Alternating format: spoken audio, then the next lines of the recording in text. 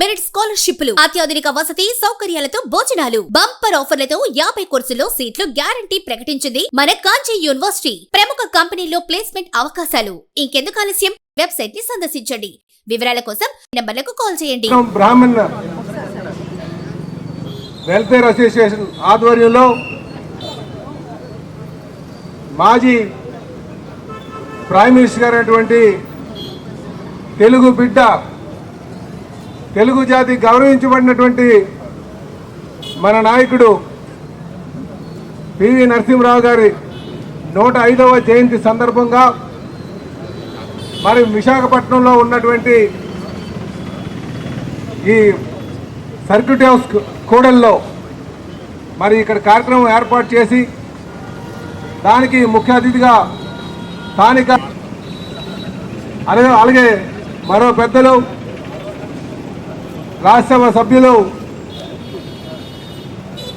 జీవీఎల్ నరసింహ గారికి, స్థానిక శాసనసభ్యులు పెద్దలు గౌరవనీయులు మన విశాఖపట్నం టైగర్ అయినటువంటి వెలగపూడి గారికి, అలాగే మరో పెద్దలు మా యార్లగడ్డ లక్ష్మీప్రసాద్ గారికి, అలాగే ఇక్కడికి విచ్చేసినటువంటి మన బ్రాహ్మణ్ సంఘ పెద్దలందరికీ కూడా పేరు పేరున నా నమస్కారాలు తెలియజేసుకుంటూ, ముందున్నటువంటి నాయకులందరికీ కూడా పేరు పేరున నా నమస్కారాలు తెలియజేసుకుంటున్నా. ఈరోజు నాకు చాలా ఆనందంగా ఉంది. ఎందుకంటే నేను పివి నరసింహరావు గారు పెట్టినటువంటి కాలేజ్ అక్కడ నాగ్పూర్ కిడ్స్లో నేను చదువుకున్నా, రామ్టెక్లో. అప్పుడు అనుబంధం ఉంది. ఆయనకి ఏ రోజు కూడా కార్యక్రమం చేయట్లేదే, దీనికి సంఘపరంగా రావాల్సినటువంటి అవసరం ఉంది. రాజకీయ నాయకులుగా మాకు విధానపరమైనటువంటి ఐడియాలజికల్ డిఫరెన్సెస్ ఉండొచ్చు, కానీ మా తెలుగు బిడ్డ అయినటువంటి తెలుగు జాతి గౌరవించబడినటువంటి బిడ్డ, దేశంలోనే ఆంధ్రప్రదేశ్కి వారు అంటే తెలుగు జాతికి ఒక గుర్తింపు కూడా తెచ్చినటువంటి వ్యక్తి. ఆయన చేసినటువంటి సంస్కరణలు, ఆర్థిక సంస్కరణలు ఈరోజు మనం ఈ స్థితిలో ఉన్నటువంటి ప్రధానమైనటువంటి కారణం. ఆ రోజు వరకు కూడా చెప్పాలంటే మన దేశ ఆర్థిక పరిస్థితి కావచ్చు, ఉన్నటువంటి గవర్నమెంట్ని తిరిగి 5 years రన్ చేసినటువంటి గొప్ప నాయకుడు పివి నరసింహరావు గారు అని చెప్పి తెలుగు జాతి యొక్క ఔన్నత్యాన్ని, గొప్పతనాన్ని ప్రపంచానికి చాటాలని మా కీర్తి చేసిన నందమూరి తారక రామారావు గారు ఒక ఆలోచన. అందులో భాగంగానే ఈరోజు మేము పివి నరసింహరావు గారిని ఎప్పుడు కూడా గుర్తించుకుంటాం ఒక తెలుగు బిడ్డగా అని చెప్పి తెలియజేస్తూ, వారి ఆశయాల్ని తప్పనిసరిగా మేము ముందుకు తీసుకెళ్తామని ఈ సందర్భంగా తెలియజేస్తూ సెలవు తీసుకున్నాను. నమస్కారం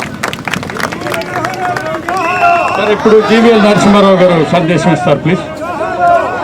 మళ్ళీ 11 గంటలకు సభ జరుగుతున్న సందర్భంగా కేవలం కొద్దిగా స్లోగన్స్ ఇద్దాం. ఇప్పుడు తర్వాత గారు జోహార్ పివి నరసింహారావు గారు, అమర్ రహే అమర్ రహే, అమర్ రహే అమర్ రహే. కానీ ఒకటే ఏంటి అంటే, నేను ఏదో బ్రాహ్మణ్ సంఘం పివి నరసింహరావు గారిని ఓన్ చేసుకోవాలని నేను ఒప్పుకోనండి.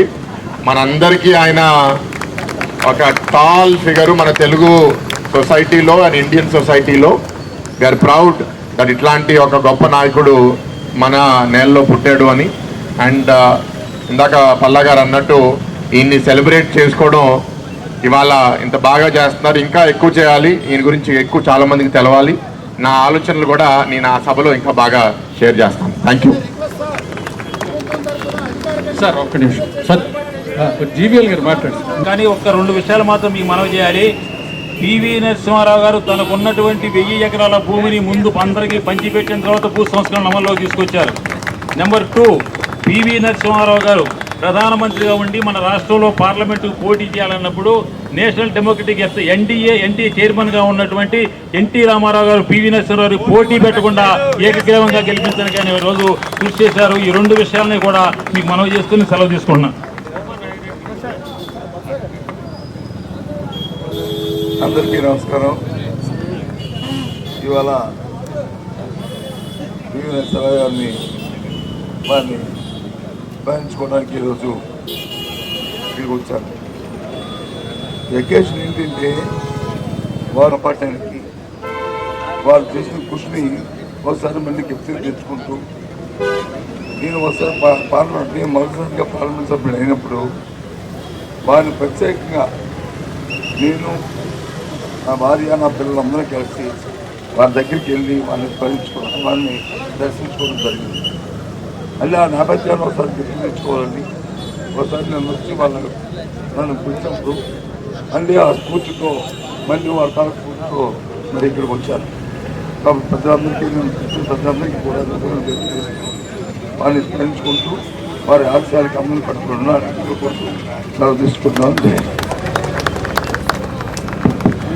ఇది వేదిక పైన చూస్తున్నారు, అన్ని రాజకీయ పార్టీల ప్రముఖులు ఉన్నారు. ఇది రాజకీయ వేదిక కాదు, ఇది ఒక మాజీ ప్రధాని పివి నరసింహ గారి పట్ల తెలుగు ప్రజలందరికీ ఉన్న గౌరవాన్ని చాటే విధంగా అందపల్లలో వారిని స్మరించుకుంటూ ఒక కార్యక్రమాన్ని నిర్వహించడం జరుగుతోంది. తప్పనిసరిగా ఆ కార్యక్రమానికి వచ్చి అందరూ పివి నరసింహారావు గారి వారు చేసినటువంటి కాంట్రిబ్యూషన్స్ గురించి తెలుసుకునే విధంగా మనందరం స్మరించుకునే విధంగా రావాలని మిమ్మల్ని అందరినీ కోరుతూ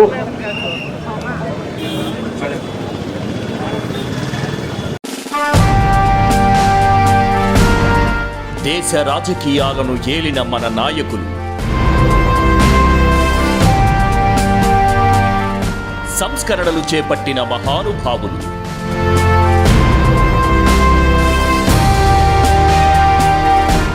ఆర్థిక పరిస్థితులను అంచనా వేసిన అపర చాణక్యులు,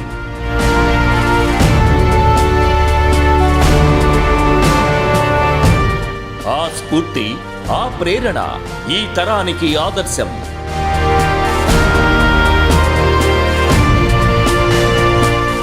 సమస్యలపై పోరాటం చేస్తూ దూసుకుపోతున్న ప్రతినిధులు, అన్ని వర్గాల వారితో మమేకమవుతున్న మన వాళ్ళు, ప్రజా ప్రతినిధులుగా ఎదుగుతూ రోల్ మోడల్గా నిలుస్తున్న యువనేతలు, మన లీడర్ మీ AB6 న్యూస్లో ప్రత్యేకం.